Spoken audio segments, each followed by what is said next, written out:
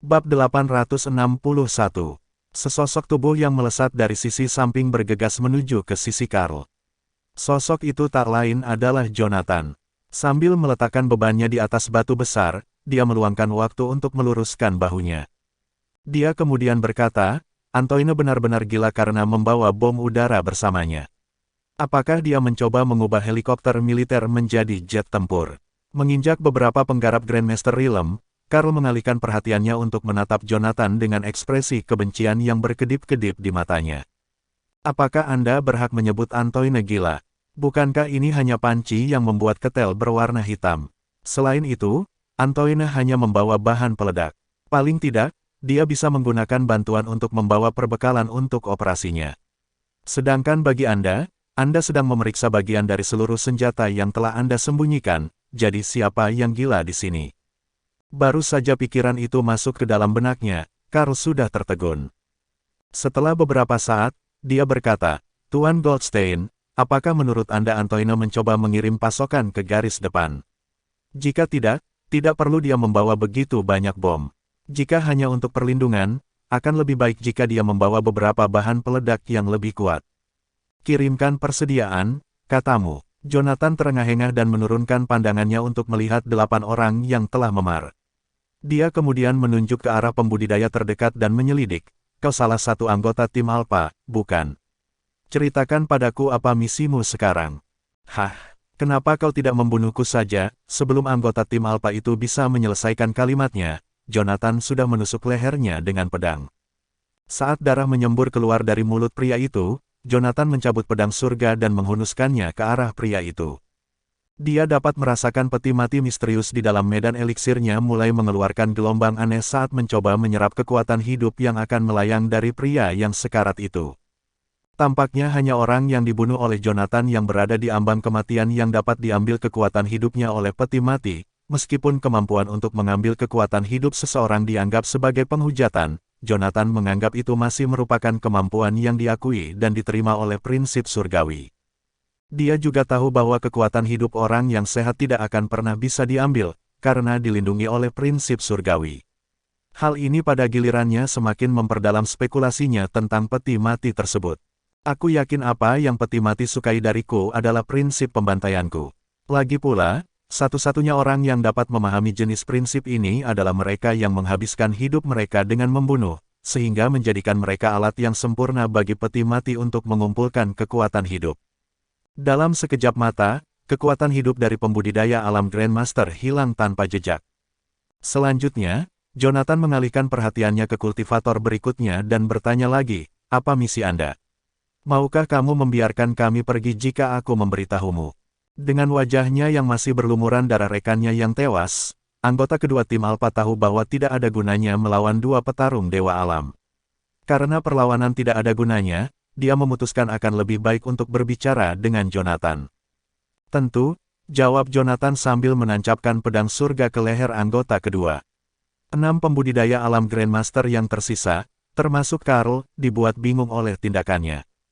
Saat Jonathan selesai membunuh anggota kedua, dia menusukkan pedangnya pada anggota ketiga. Dia berkata sambil tertawa kecil, kalian hanya memiliki satu kesempatan untuk berbicara. Saya tidak akan membunuh orang yang memberitahu saya apa misinya. Tentu saja, jika Anda merasa malu mengkhianati rekan-rekan Anda dan bangga melakukan hal seperti itu di depan mereka, saya tidak keberatan membunuh kalian secara acak sampai yang terakhir yang bertahan membocorkan semuanya kepada saya, membuat mereka yang telah mati sebelumnya tidak mengalami kematian. Setelah mengatakan bagiannya, dia menganggukkan kepalanya ke anggota ketiga, memberi isyarat kepadanya untuk berbicara. Anggota ketiga melirik ke arah teman-temannya, matanya berkedip dengan ragu-ragu. Jonathan langsung menghunuskan pedangnya tanpa penundaan. Tepat ketika pedang itu menusuk ke dalam daging di antara kedua mata si kultivator, dia berteriak, aku akan bicara. Jonathan mengangguk sebelum menarik kembali pedangnya dan tersenyum pada sang kultivator. Kami di sini dalam misi pengawalan, tapi kami tidak tahu apa yang kami kawal. Yang kami tahu, misi kami akan selesai setelah kami kembali ke markas tentara Medved dengan selamat. Jonathan berbalik untuk melihat para pembudidaya yang tersisa, hanya untuk melihat mereka menganggukkan kepala dengan sungguh-sungguh. Dengan bingung, ia berkata kepada para pembudidaya, kalian semua bebas untuk pergi. Para kultivator alam Grandmaster hampir menangis ketika mendengarnya, karena mereka telah mempersiapkan diri untuk yang terburuk. Bab 862. Sementara Aiden dan Avery bergegas ke arah Antoine untuk menyelamatkan Antoine, di dalam istana Kremelos di ibu kota Remdik, Spielberg, Sar dan Ivanov juga telah menerima kabar mengenai perbekalan yang dijarah. Duduk di sofa, Sang Sar tampak sedikit kikuk dan menggemaskan dengan perawakannya yang mini dan wajahnya yang montok. Rambutnya yang memutih berubah menjadi putih seluruhnya, dan di dahinya juga terdapat beberapa keriput yang terlihat jelas. Jika ada orang yang melihat orang tua seperti itu di jalanan, tak seorang pun akan menyamakannya dengan Sar Remdik, orang yang memiliki kekuasaan tertinggi di negara ini. Di sampingnya ada seorang wanita anggun berusia sekitar 30-an. Ia berlutut dengan satu kaki di hadapannya sambil memencet korek api, membantu Sang Sar menyalakan cerutunya. Berdiri di satu sisi dan mengenakan ekspresi wajah yang mengesankan, Ivanov menatap Sang Sar dan mengangguk pada Sang Sar. Yang mulia, saya ingin mengaktifkan formasi portal yang baru. Para wanita yang menyerahkan cerutu kepada Sar perlahan-lahan berdiri. Apakah Anda melakukan itu demi cucu Anda? Ivanov, Anda harus memahami sesuatu. Anda telah menunda rencana kita sebelumnya untuk perang di Sungai Onsi selama setahun karena cucu Anda, dan Sar telah cukup memaklumi Anda karena tidak mengejar musuh. Namun, sekarang kau berpikir untuk menggunakan formasi portal kuno demi anak nakal itu. Apa kau benar-benar menganggap Remdik sebagai tempat penyimpanan barang milik keluargamu sehingga kau terus-menerus melakukan hal yang kau inginkan? Melihat Sang Sar terdiam, Ivanov mengalihkan pandangannya ke wanita cantik di hadapannya. Sevana, saya sarankan Anda mengurus urusan Anda sendiri. Jika bukan karena perlindungan Sar, saya akan dengan mudah memusnahkan seluruh klan Anda. Saat dia menendangnya, Ivanov melepaskan gelombang energi spiritual yang berantakan, yang tampaknya berubah menjadi gelombang transparan yang menabrak Sevana. Dia mengambil langkah maju dengan sepenuhnya menunjukkan kehebatannya dalam kultivator alam dewa tahap lanjut, menghadapi serangan Ivanov secara langsung. Ia hanya duduk dengan tenang di sofa seolah-olah tidak ada yang terjadi. Sebagai ahli alam dewa, bahkan serangan spiritual dari Ivanov pun sangat dahsyat. Kaca meletus di dalam ruangan, dan seluruh tempat berubah menjadi berantakan saat energi spiritual mereka bertabrakan. Hanya sofa yang diduduki Sar yang tetap tak bergerak. Bahkan asap yang dihembuskannya mengepul seperti biasa.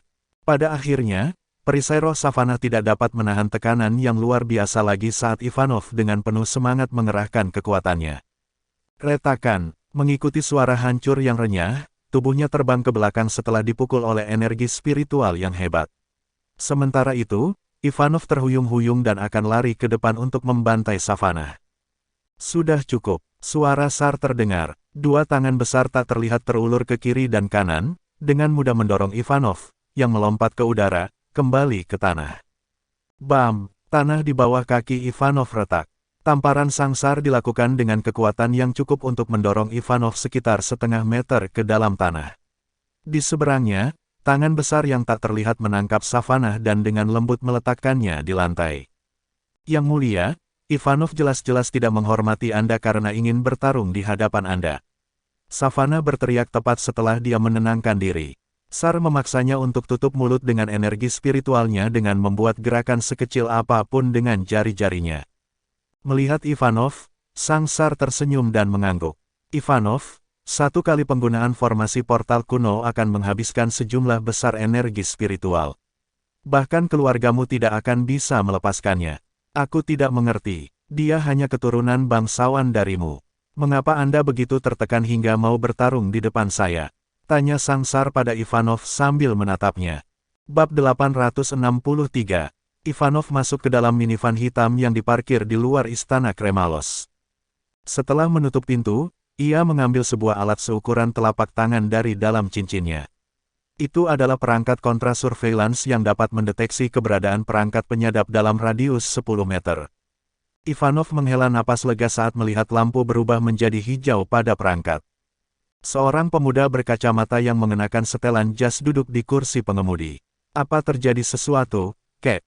Tanyanya setelah melihat bagaimana Ivanov tampak lelah.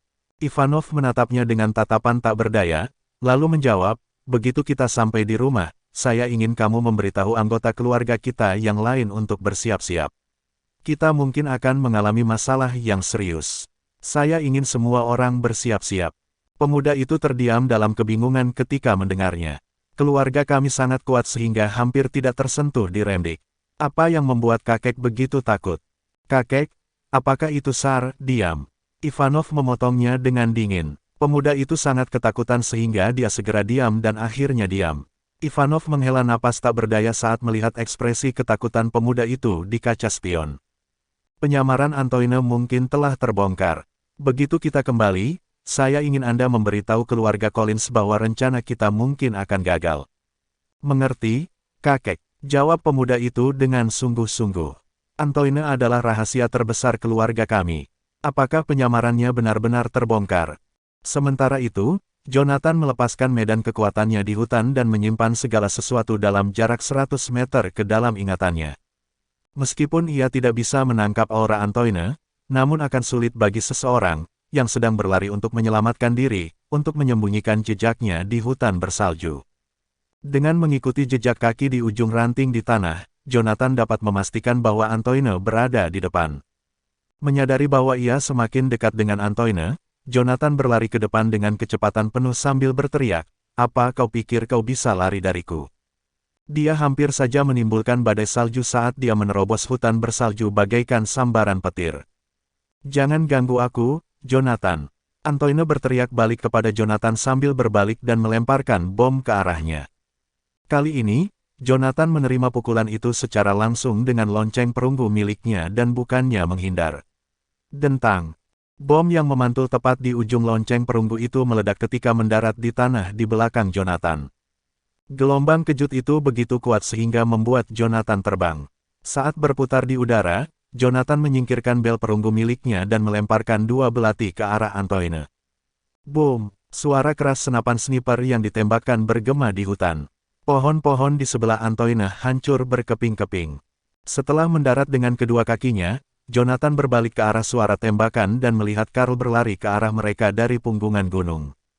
Dia memberi isyarat kepada Karl untuk mengulurkan tangan kepada Antoine sementara dia berlari ke sisi kiri Antoine. Karl mengangguk dan dengan cepat berlari ke arah Antoine dari sisi kanan. Untuk melawan penggunaan bom oleh Antoine, Jonathan dan Karl menggunakan serangan pincer untuk membuat Antoine lengah dan menutup jarak. Bab 864. Avery kemudian mengayunkan lengannya dan menyebabkan kapak perang terwujud di tangannya. Kapak perang itu memancarkan cahaya ungu yang meninggalkan cahaya terang di kegelapan malam saat ia menyerang Aiden. Dentang, percikan cahaya yang terang bisa terdengar seperti suara benturan logam yang menggema ke seluruh penjuru hutan. Aiden terpental ke belakang oleh benda itu. Dia menabrak 3 pohon sebelum berhenti. Avery tersenyum lebar yang memperlihatkan gigi gingsulnya yang putih bersih saat ia mengangkat kapak perang di bahunya dan berjongkok di tanah. Karena mereka berada di hutan yang gelap, ia terlihat jauh lebih menyeramkan daripada biasanya. Aiden menggoyangkan tubuhnya dan mendorong batang pohon yang patah dan menimpa tubuhnya dengan kakinya. Setelah itu, dia melompat berdiri dan menghampiri Avery dengan pedang terhunus. Dia menatap belati ke arah Avery sambil memuntahkan seteguk darah dan berkata, "Persediaan tentara Arktik ada pada Antoine sekarang. Apa kau yakin kau pergi untuk melawanku, Avery?" Aiden adalah orang yang tidak punya pendirian dan sering menyelesaikan masalahnya dengan kekerasan tanpa memikirkan konsekuensinya. Itulah sebabnya ia memilih untuk melawan Jonathan bersama Antoine dan Alexander ketika Remdik memerintahkan pasukannya untuk berkumpul kembali di River-on-Sea. Meskipun sangat ceroboh dan kejam, Aiden bukanlah orang yang bodoh. Meskipun mereka tidak diperintahkan oleh Ivanov untuk menyelamatkan Antoine, dia tahu pentingnya memastikan keselamatan Antoine. Bagaimanapun, segala sesuatunya tidak akan berakhir dengan baik bagi mereka jika pertarungan mereka mengakibatkan Jonathan merebut persediaan dari Antoine. Aiden percaya bahwa mereka harus memprioritaskan kepentingan Remdik daripada menyelesaikan dendam pribadi mereka. Avery, di sisi lain, mampu menjadi sangat kejam tanpa ampun meskipun pada akhirnya ia memiliki sifat lemah lembut.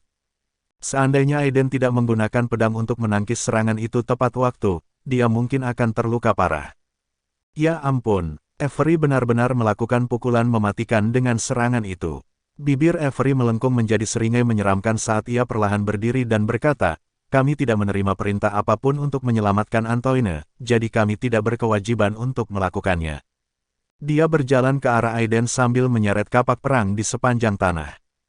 Setelah melangkah sekitar 10 langkah ke depan, dia melompat ke udara dengan kekuatan yang begitu besar sehingga menciptakan badai salju kecil di sekitar mereka. Kapak perangnya berdengung keras saat menerangi hutan dengan cahaya ungu. Angin bertiup begitu kencang hingga menerbangkan semua salju, menampakkan tanah yang hitam dan bergunung-gunung di bawah kaki mereka. Avery kemudian mengayunkan lengannya dan membuat kapak perang terwujud di tangannya. Tubuh Avery melayang di udara saat dia menjatuhkan kapak perang ke atas pedang Aidan. Aku muak dan lelah menghadapi omong kosongmu selama 5 tahun, Aidan. Ayo kita lakukan ini di sini dan sekarang juga. Ada apa denganmu, Avery? Aku akan menyerangmu secara nyata jika kamu tidak menghentikannya sekarang juga. Aidan tersentak saat dia dengan paksa mendorong kapak perang Avery dari pedang induknya. Saat menghadapi serangan Avery, yang bisa dilakukan Aidan hanyalah menangkis dan menghindar. Meskipun ia ingin melawan Avery, ia tahu lebih baik untuk tidak melakukannya saat nyawa Antoine berada di ujung tanduk. Sebagai komandan pasukan di bawah faksi Ivanov, ia tahu betul betapa Ivanov menyukai Antoine. Ia juga tahu bahwa Ivanov akan meminta pertanggungjawabannya jika ia gagal menyelamatkan Antoine tepat waktu. Namun, Avery tidak akan melepaskannya begitu saja setelah menerima perintah dari Tsar. Silakan dan cobalah. Avery membalas sambil memutar kapak perang sepanjang 3 meter itu seperti tongkat sebelum menebaskannya ke arah Aidan. Bab 865. Karena dia tidak bisa menyamai langkah 3 meter Hosom, Jonathan memutuskan untuk secara bertahap mengurangi jarak setiap langkahnya. Lagi pula, dibandingkan dengan Hosom, Jonathan memiliki kekuatan yang jauh lebih besar. Bahkan jika Hosom tidak mengerahkan seluruh kekuatannya, langkah 3 meter akan membuatnya kehilangan keseimbangan dan terjatuh sekali lagi karena kekuatannya yang berlebihan. Tujuan utama Jonathan sekarang adalah untuk menemukan jarak yang sesuai untuk kondisi spesifiknya. Saat Jonathan berlari, tubuhnya berangsur-angsur turun, dan kecepatannya tiba-tiba melambat. Karl, yang berdiri di samping Jonathan, mengamati perubahan dalam perilakunya. Meskipun dia sedikit bingung, dia tidak berani menyelidikinya. Lagi pula, setelah menghabiskan cukup banyak waktu dengan Jonathan, dia mengerti bahwa itu normal bagi pria itu untuk menjadi sedikit tidak normal. Karena kekuatan yang berlebihan, Jonathan tidak kehilangan momentum di udara. Sebaliknya, ia menerjang lebih dari 30 meter ke depan dengan satu langkah. Saat ketika kaki kanannya mendarat, itu bahkan menyebabkan batu-batu itu meledak. Namun, langkah itu juga menyebabkan Jonathan mendapatkan momentum baru. Karena ia tidak dapat mengendalikan kekuatannya dengan baik, ia maju secara diagonal. Akibatnya, dibandingkan dengan cara berlari yang biasa dilakukan sebelumnya, kecepatan Jonathan melambat. Karl menyeberangi sebuah lembah gunung dan berteriak kepada Jonathan, "Tuan Goldstein, berhenti bermain-main, atau kita akan benar-benar kehilangan Antoine." "Siapa yang bermain-main?" Jonathan bergegas keluar dari lembah, wajahnya penuh ketidakpuasan. "Aku sedang menguji sebuah metode kultivasi. Jika aku berhasil, tak satu pun dari kalian tidak akan ada yang bisa melarikan diri." Saat dia berbicara, pria itu menghentakkan kakinya dan menerjang lurus ke depan. Saat melayang di udara, Karl mengamati rute Jonathan, yang tampaknya seperti orang yang sedang mabuk, berjalan zigzag tanpa pola. Jonathan terus-menerus menyesuaikan jaraknya dengan setiap langkahnya. Dia mulai dari 50 meter hingga 30 meter, lalu 40 meter dan 25 meter, dan seterusnya. Tidak ada pola yang tetap. Dia tampak seperti anak kecil yang baru belajar berjalan, terus bergoyang ke depan. Dengan setiap langkahnya, Jonathan mengendalikan perubahan energi spiritual dalam tubuhnya. Seolah-olah dia telah memasuki keadaan misterius saat dia menyesuaikan titik pendaratan dan kekuatan yang digunakan untuk setiap langkah. Teknik naga suci kuno dalam tubuhnya berfluktuasi terus-menerus untuk menyesuaikan diri dengan perubahan konstan pria itu. Setelah menuruni bukit sejauh lebih dari 1 kilometer, mereka akhirnya sampai di tanah. Jonathan mendarat di atas batu yang kokoh, tepat seperti yang dia inginkan. Dengan suara yang tajam, Jonathan menerjang ke depan sekali lagi. Batu itu bergoyang-goyang tetapi tidak pecah. Tubuhnya tetap kokoh, kekuatan lamanya lenyap sementara kekuatan baru muncul. Semuanya berjalan dengan baik, benar, tanpa ada satupun yang tertinggal. Memanfaatkan momen tersebut, Jonathan mendarat sekali lagi, memasukkan energi spiritualnya ke dalam kakinya.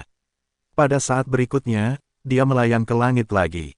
Ya, perasaan ini, saya berhasil. Jonathan tertawa terbahak-bahak. Meskipun langkahnya masih lebih dari 20 meter, namun kekuatan dan waktu yang digunakannya untuk berlari masih terlalu lama, sehingga orang lain dapat dengan mudah menemukan kelemahannya, namun kecepatannya meningkat lebih dari 20% dibanding sebelumnya. Teknik Hosom memang sangat luar biasa.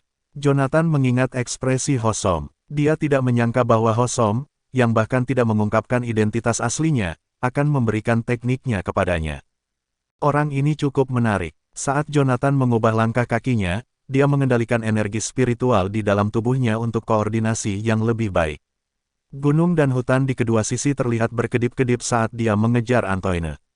Merasakan energi spiritual di belakangnya semakin dekat, Karl dan Antoine sama-sama memperluas indera spiritual mereka. Meskipun Jonathan masih jauh dari mereka, kemampuannya untuk mendeteksi energi spiritual dari kejauhan cukup untuk membuat mereka berdua gugup. Bagaimana Jonathan bisa begitu cepat? Antoine melompat dan berbalik untuk melihat ke belakang. Jonathan telah mendekat dan sekarang berada sekitar 500 meter di belakang. Jonathan selalu berhasil menembus batas dari setiap level kultivasi. Oleh karena itu, hal itu memungkinkannya untuk menguasai beberapa teknik prinsip of slaughter ketika dia berada di fase tengah alam dewa. Hasil kultivasinya, baik itu kecepatan maupun kekuatannya, telah melampaui para kultivator pada tingkat tertentu. Antoine tidak akan pernah bisa melepaskan diri dari Jonathan begitu lama jika dia tidak menggunakan obat peningkat performa. Namun, bahkan setelah menggunakan obat, dia hanya sedikit lebih cepat dari lawannya. Bab 866. Dengung. Dia bisa melihat gelombang cahaya ungu melesat ke langit disertai dengan gelombang energi aneh di hutan di depan mereka. Sebelum Antoine dapat menghentikan dirinya sendiri, dia melangkah maju. Berikutnya, dia berdiri tepat di depan Jonathan. Antoine mengarahkan pedang panjangnya ke arah Jonathan saat dia melihat perbatasan yang berjarak beberapa ratus meter dari mereka. Jonathan belum mendapatkan papan catur ilahi selama pertarungan terakhir mereka, jadi Antoine tidak tahu apa yang bisa dilakukan Jonathan kali ini. Namun, dia tahu bahwa tidak akan mudah baginya untuk menerobos dan melarikan diri dari Jonathan melihat betapa percaya dirinya Jonathan. Karena Antoine tidak dapat melarikan diri, ia berpikir bahwa ia mungkin akan memanfaatkan kekuatan pil dan bertarung dengan Jonathan sebelum kemanjuran pil itu mereda. Jonathan dapat melihat apa yang dilakukan Antoine di dalam Divine Papan Catur. Tidak peduli seberapa cepat langkah Antoine, dia akan bisa untuk merasakannya. Denting, sebuah suara lembut terdengar, dan pedang surga menyentuh ujung pedang Antoine dengan lembut. Antoine, kembalikan semua benda-benda ajaib dan hilangkan indera spiritualmu sekaligus. Jika kau melakukannya, aku bisa mengampuni nyawamu, kata Jonathan sambil mengayunkan pedang surga. Antoine pun bergerak. Sepatu bot tempur khusus miliknya tidak bisa lagi menahan tekanan yang sangat besar, dan sepatu itu hancur berkeping-keping. 3 jejak kaki berdarah muncul di papan catur dengan segera. Jonathan tetap berdiri tegak dan maju dengan pedang surga. Gerakannya yang seperti hantu bukanlah sesuatu yang dapat diprediksi oleh Antoine. Tanpa ragu-ragu lagi, Antoine berbalik dan mencoba berlari keluar dari papan catur. Jonathan mengetuk kakinya pelan dan mengejar Antoine. Dengan setiap meter kedua pria itu bergerak maju, papan catur di belakang mereka akan berkurang 1 meter, dan 1 meter lagi akan muncul di depan mereka. Hal itu berlangsung terus-menerus tanpa akhir yang terlihat. Berhenti berlari. Papan catur ini adalah benda ajaib saya. Aku adalah pusat dari papan. Selama aku mengikutimu, kamu tidak akan pernah bisa keluar dari papan. Jonathan mengirim 2 belati terbang ke arah Antoine dengan jentikan jari-jarinya. Kedua belati itu terbang lebih dari selusin meter dalam keheningan dan menusuk-rusuk Antoine. Darah mulai mengalir dari luka-lukanya. Antoine terjatuh ke belakang. Tepat sebelum dia menghantam tanah, sebuah bom raksasa setinggi 2 orang muncul di tangan Antoine. Boom! Bom besar itu diikatkan pada Antoine dengan menggunakan energi spiritualnya. Dia terhuyung-huyung sebelum menoleh ke arah Jonathan. Karena Anda menolak untuk melepaskan saya, kita akan binasa bersama. Senyum aneh mengembang di wajah kutub Antoine. Jonathan, aku tidak ingin tetap hidup, tapi statusmu jauh lebih berharga dariku. Kau adalah Asura dari kantor Asura dan orang yang paling penting di seluruh Canaya. Jika aku bisa menjatuhkanmu, aku akan mendapatkan kemenangan untuk Ivanov, keluarganya, dan bahkan Remdik. Sekarang, mati kau. Antoine merenung dan ingin menggunakan energi spiritualnya untuk menyalakan bom. Sayangnya bagi Antoine, ia menyadari bahwa energi spiritualnya tidak akan berpindah ke lengannya, tidak peduli seberapa keras ia berusaha. Garis-garis di papan catur mulai mengepungnya. Sinar-sinar ungu melesat ke langit, dan salah satunya mengalir di atas bahunya. Namun, energi spiritualnya hanya dapat mengalir ke bahunya. Jangan sia-siakan energimu. Jonathan mengangkat pedang surga dan mengarahkannya ke Antoine. Dengan sedikit hentakan di atas kakinya, seluruh papan catur menyusut dan menarik Antoine ke sisinya. Ujung pedang itu menempel di akar Antoine saat Jonathan berbicara. Antoine, aku memberimu satu kesempatan yang hilang. Jadilah pelayanku, dan aku akan mengorbankan nyawamu. Tidak akan pernah. Baiklah, kalau begitu. Bab 867. Pedang mengarah tepat ke dada Antoine. Jonathan menatap bingung pada Ivanov.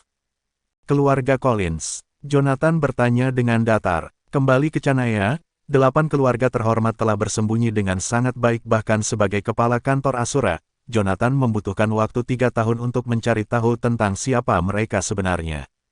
Dan sekarang, sebuah keluarga lain telah muncul, dan dia belum pernah mendengar tentang mereka. Keluarga Collins tampaknya memiliki kekuatan yang cukup besar, bahkan seorang kultivator yang tangguh seperti Ivanov, yang telah mencapai alam ilahi, mewaspadai mereka. Jonathan tidak bisa tidak bertanya-tanya apakah keluarga Collins adalah salah satu dari orang yang tak tersentuh di Remdik.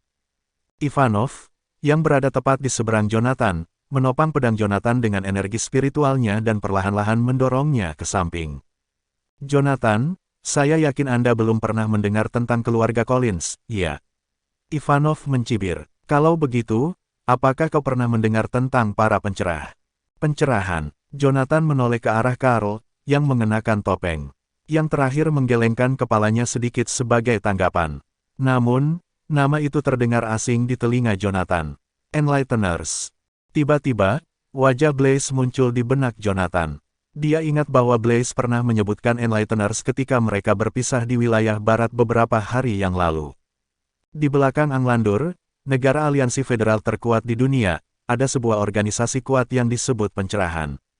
Menurut Blaze, Enlighteners, yang dibentuk oleh 13 keluarga rahasia, akan menggunakan Anglandur sebagai sarana untuk mengendalikan jalur kehidupan ekonomi dunia, secara efektif mengubah seluruh dunia menjadi taman bermain mereka. Blaze telah menggambarkan 13 keluarga rahasia sebagai keluarga yang kompleks dan sangat jaringan kepentingan yang saling terkait, menggantikan hubungan yang rumit dari 8 keluarga terhormat di Canaya atau bahkan Remdik, di mana alam dewa para pembudidaya alam dewa berkuasa. 13 keluarga memburu para pembudidaya yang telah memasuki alam dewa dan memiliki potensi untuk maju ke alam tertinggi. Menilai dari cara Ivanov menggambarkan keluarga Collins, Jonathan bertanya-tanya apakah keluarga Collins adalah salah satu dari 13 keluarga. Sepertinya saya telah melebih-lebihkan Anda, kata Ivanov tanpa ekspresi. Keluarga Collins adalah salah satu dari 13 keluarga yang membentuk Enlighteners. Jonathan menyela sebelum Ivanov sempat menyelesaikan kalimatnya. Ivanov, bahkan meskipun saya bukan orang yang ambisius, saya tahu beberapa rahasia inti ini. Pencerahan bukanlah berita baru bagi saya. Jonathan mencibir sambil mengayunkan pedang surga. Pedang surga, jika kau berencana untuk mengancamku dengan menggunakan para pencerah, tolong beritahu aku sesuatu yang belum kuketahui. Jika tidak, aku mungkin akan terlalu kesal dan keliru membunuh cucu tersayangmu. Sambil mengatakan hal itu, Jonathan dengan santai menebang sebatang pohon tua, dan dengan jentikan jarinya, pohon itu terbakar. Kemudian, ia duduk di samping dan menikmati pemandangan itu. Karl bingung dengan tindakan Jonathan, tetapi dia tidak berkata apa-apa. Meskipun Jonathan lebih muda dari Karl, dia lebih cekatan dan berpengalaman dalam menangani masalah ini. Jika tidak, dia tidak akan sendirian menyatukan 8 pangkalan militer utama di Canaya dan mendirikan kantor Asura. Karl menilai bahwa Jonathan pasti memiliki alasan tersendiri untuk tidak melakukan tindakan apapun saat itu, jadi dia memutuskan untuk menunggu saja. Dia duduk di atas batu raksasa di tengah angin dingin di sebuah punggung bukit. Penembak jitu di tangannya dengan santai disandarkan di antara kedua kakinya. Siapapun yang tidak tahu akan mengira bahwa dia sedang bersantai, tetapi penembak jitu itu sebenarnya membidik tepat ke arah Antoine. Jika Ivanov mencoba menguasai tubuh Antoine dan melakukan trik-triknya, Karl tidak akan ragu-ragu untuk menarik pelatuknya. Bab 868. Jadi, Anda mengatakan bahwa Enlighteners setransparan seperti yang diklaim. Apakah mereka 13 keluarga itu memiliki keberanian untuk menampilkan diri mereka di depan umum dan memberitahu dunia bahwa mereka telah melampaui aturan yang mereka buat? Jonathan berkata sambil memelototi Ivanov. Angin dingin menderu. Jonathan dan Ivanov sama-sama terdiam. Di kejauhan, jari Karl melayang di atas pelatuk, siap untuk bertindak dalam sekejap. Saat itu juga, satu-satunya suara yang memecah keheningan adalah suara terbakar dan berderak dari pohon kuno yang tumbang. Tidak ada negara atau kekuatan di dunia ini yang berani mengekspos kepentingan mereka sepenuhnya kepada publik, apalagi 13 keluarga itu. Terlepas dari posisi mereka yang superior di dunia, bagi Jonathan, cara-cara licik mereka tidak ada apa-apanya dibandingkan dengan keterus-terangan apokalipse. Selain itu, tidak hanya Ivanov, Jonathan juga selalu merancang skema. Dia akan bertemu Antoine jika dia berlari dengan kecepatan penuh dari Redlington. Ivanov, saya akan memulai serangan saya jika Anda tidak ada lagi yang ingin dikatakan. Jonathan berdiri. Api yang menari-nari di atas pohon raksasa di depannya bergeser ke satu sisi. Pergerakannya disebabkan oleh energi spiritual yang mengamuk. Pada saat itu, Jonathan siap untuk membunuh. Jonathan, Ivanov meraung saat dia merasakan Jonathan membangun kekuatannya. Pikirkan dengan hati-hati, keluarga Collins tidak akan melepaskanmu jika kau membunuh Antoine, dan keluarga saya akan melakukan balas dendam besar-besaran terhadapmu. Ivanov, kau pikir aku takut dengan balas dendammu? Sedikit kegilaan berkedip-kedip di wajah Jonathan. Dia telah diancam berkali-kali. Seandainya dia penakut dan ragu-ragu, dia tidak akan mendapatkan gelar Asura. Aku tahu kau mungkin tidak menggunakan teknik rahasia pengendalian rohmu secara maksimal berdasarkan tingkat kultivasimu, tapi aku yakin kau bisa menunjukkannya kemampuan yang tidak dapat dimanifestasikan oleh praktisi tingkat rendah. Tunjukkan pada saya keterampilan dan kemampuanmu. Pohon kuno yang terbakar di depan Jonathan langsung patah setengah dengan suara yang tajam. Jonathan telah mengarahkan pedang yang dijiwai dengan niat membunuh ke jantung Antoine. Dia menatap mata Antoine dan menyadari bahwa mata itu sangat tenang tanpa sedikit pun rasa takut atau panik. Itu adalah tatapan mantap dari seorang prajurit yang kuat. Darah berceceran saat pedang surga menembus telapak tangan kanan Antoine. Namun, Antoine tetap tenang. Dia mencondongkan tubuhnya ke depan dan menggenggam gagang pedang Jonathan dengan erat. Pedang itu berkilau dingin saat Jonathan menarik diri. Setelah mendarat di samping api unggun, Jonathan meraih lehernya dan menyadari bahwa darah mengucur deras dari lehernya. Dalam sekejap mata, Ivanov telah memotong arteri korotis di lehernya. Jonathan menggunakan energi spiritualnya untuk menekan lukanya, tetapi darahnya terus mengalir dari leher yang terpotong, mengalir ke mulut dan hidungnya. Kekuatan kehidupan terus berkumpul di sekitar luka, dan dalam waktu kurang dari 2 kali tarikan napas, luka pada arteri korotis dan leher sembuh total. Namun, Jonathan kehabisan tenaga untuk menangani luka-luka yang masih terbuka dan darah yang masih tersisa. Jonathan menyalurkan indera spiritualnya ke medan energinya, mencoba membangunkan peti mati misterius itu untuk mengisi kembali kekuatan hidupnya. Namun, peti mati misterius itu menepati janjinya, menolak untuk membantu sampai peti mati itu terisi penuh. Ekspresi Ivanov langsung berubah ketika ia melihat pendarahan di leher Jonathan mulai berhenti. Dalam keadaan normal, kultivator tingkat tinggi mungkin hanya dapat menunda kematian dengan mengandalkan energi spiritual mereka yang kuat untuk menekan luka. Ketika mengalami cedera yang tidak biasa, seperti yang diderita oleh Dorian, para pembudidaya seringkali tidak berdaya dan dipaksa untuk menunggu kematian. Tidak ada yang bisa menyembuhkan luka fatal dalam hitungan detik seperti yang dilakukan Jonathan. Jonathan menatap Antoine. Perasaan tidak tenang menyelimuti dadanya. Sebelumnya, saat ia menguji kemampuannya, Jonathan dapat merasakan dengan jelas bahwa Ivanov dapat memprediksi tindakannya. Ivanov tidak benar-benar menyerang dengan keras.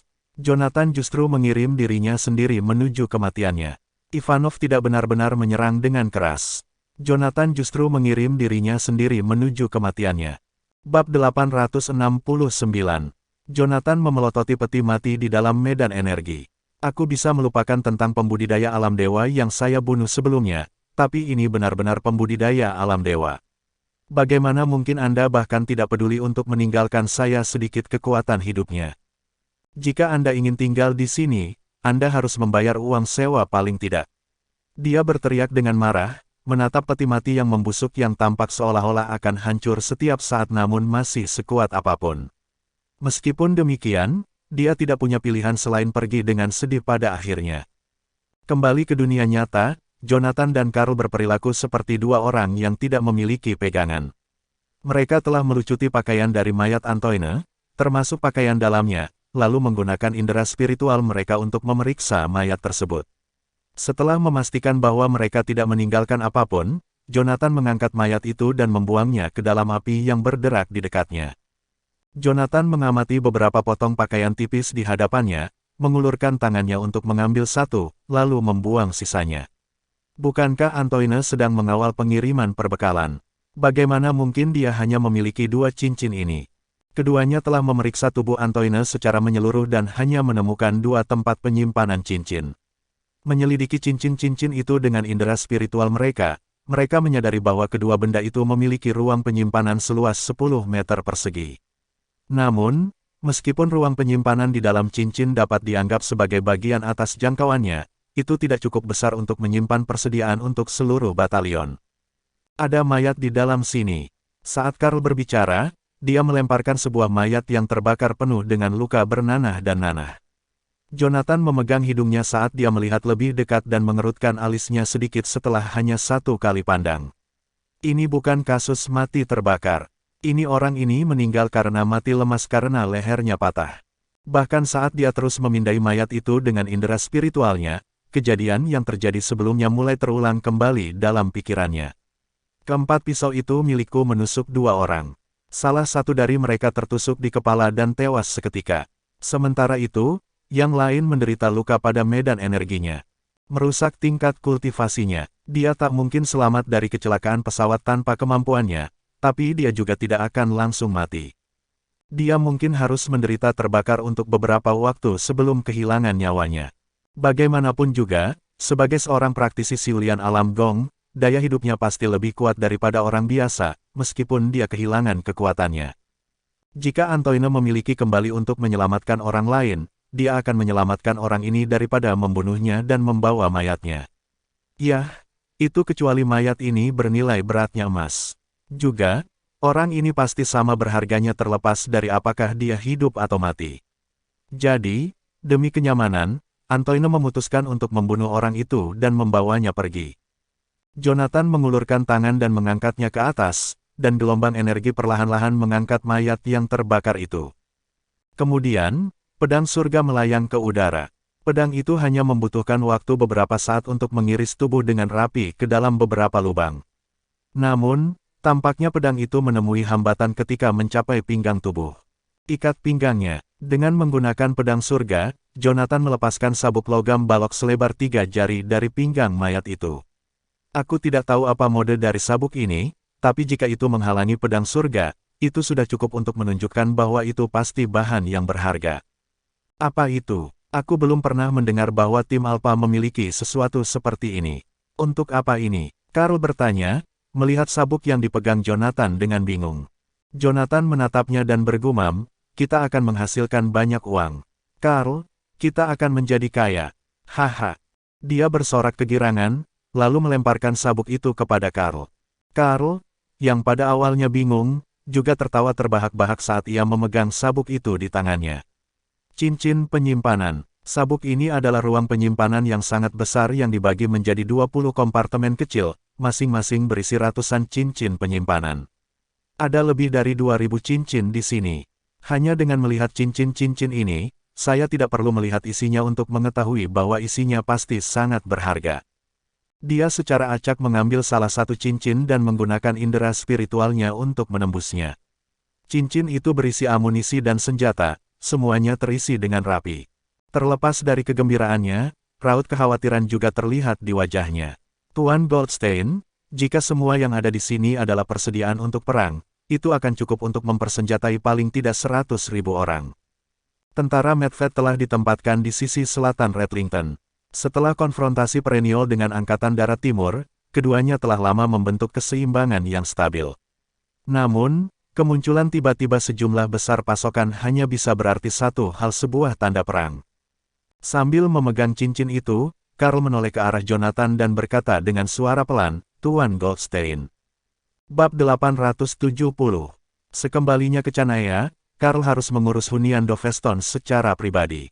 Oleh karena itu, tugas-tugas di Remdik kembali menjadi misi tunggal Jonathan. Untungnya, situasinya kini berbeda dengan saat dia sebelumnya pergi ke Remdik untuk misi penyelamatan, karena kelompok informatika dari Departemen Keamanan telah menyelesaikan masalah yang terkait dengan proses pengiriman pesan instan. Proses komunikasi antara Jonathan dan pasukan khusus kegelapan akan dilapisi dengan beberapa enkripsi yang rumit, belum lagi proses dekripsi. Metode dekripsi juga selalu berubah. Bahkan jika pihak berwenang Remdikian ingin memecahkan kode tersebut, mereka hanya bisa memperoleh informasi sebelumnya. Tidak mungkin bagi mereka untuk melacak Jonathan ke bawah. Tepat setelah Jonathan berpisah dengan Karl, dia mengambil risiko untuk membangun kontak dengan Wilbur.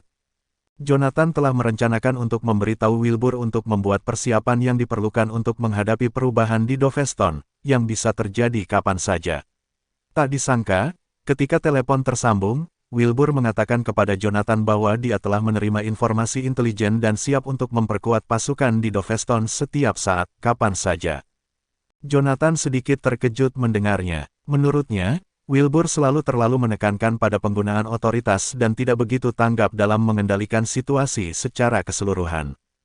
Namun, sekarang Jonathan tersadar bahwa Wilbur bahkan memiliki mata-mata yang bekerja untuknya di Remdik.